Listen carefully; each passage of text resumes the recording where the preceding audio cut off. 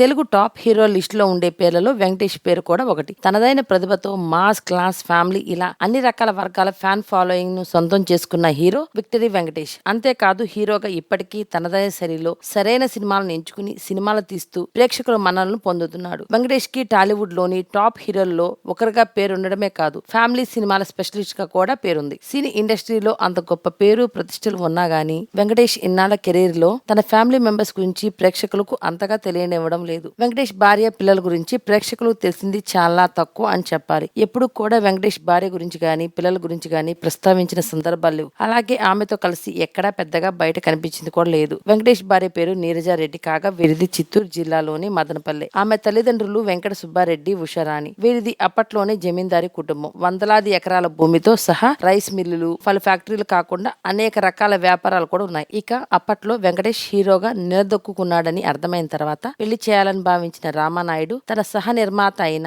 విజయ సంస్థ అధినేత నాగిరెడ్డికి చెప్పడంతో నాగిరెడ్డి తమ ప్రాంతానికి చెందిన నీరజారెడ్డి కుటుంబం గురించి రామానాయుడు దృష్టికి తీసుకెళ్లారట. నాగిరెడ్డి ఆ సంబంధం ప్రస్తావన తీసుకురాగానే రామానాయుడు హుటాహుటిన మదనపల్లి వెళ్లి నీరజారెడ్డిని చూసి వచ్చారట. ఆమె కుటుంబం ఆమె నచ్చడంతో వెంకటేష్ ని పిలిపించి చూపించి ఇద్దరు ఒప్పుకున్న తర్వాత 1989లో అంగరంగ వైభవంగా వివాహం జరిపించారు. వీరి జంటకు మొత్తం 4 పిల్లలు, 3 అమ్మాయిలు, 1 అబ్బాయి. ఎప్పుడు వెంకటేష్ షూటింగ్లని, సినిమాలని బిజీగా ఉంటారు. దీంతో కుటుంబ బాధ్యతలను, పిల్లల బాధ్యతలను తనపై వేసుకుని కుటుంబాన్ని ఒక సరైన పద్ధతిలో చక్కదిద్దడం నీరజారెడ్డి స్పెషాలిటీ. ఇంటికి దీపం ఇల్లాలంటారు కదా, అలానే వెంకటేష్ ఇంటికి మాత్రం నీరజారెడ్డి పాత్రనే కీలకం అని చెప్పాలి. అయితే వెంకటేష్ నటించిన ఏ సినిమాకి సంబంధించిన ఫంక్షన్స్ కానీ ఈవెంట్స్ కానీ ఆమె ఎప్పుడూ వచ్చిన దాఖలాలు లేవని చెప్పాలి. అయితే వెంకటేష్ కమ్మ సామాజిక వర్గానికి చెందిన వ్యక్తి, కానీ నీరజారెడ్డి పేరులోనే రెడ్డి ఉండడంతో ఆమె రెడ్డి సామాజిక వర్గానికి చెందిన వ్యక్తి అని అందరూ భావిస్తూ ఉంటారు. కానీ నిజానికి ఆమెది కూడా కమ్మ సామాజిక వర్గమే. కానీ